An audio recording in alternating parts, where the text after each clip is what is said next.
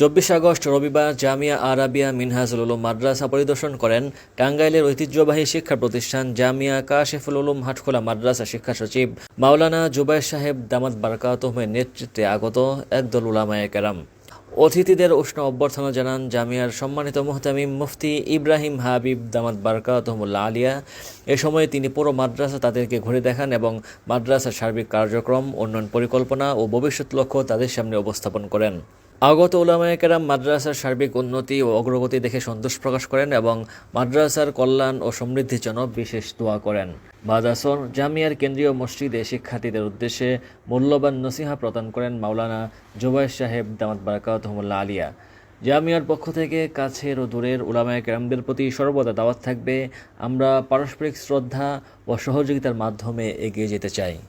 আজকে আমরা এবং আমার বন্ধুরা যারা এখানে আসছি জামিয়া আরবিয়া মিনহাজুল উলুম মাদ্রাসা শাহবাজপুর জামালপুর, ইতিপূর্বে শুধু এর নামটা শুনেছি, অনেকের কাছে এর পড়ালেখার কথা শুনেছি, ফেসবুক ভেরিফাইজে তাদের অনেক কিছু দেখেছি, কিন্তু বাস্তবে দেখার সুযোগ হয় নাই।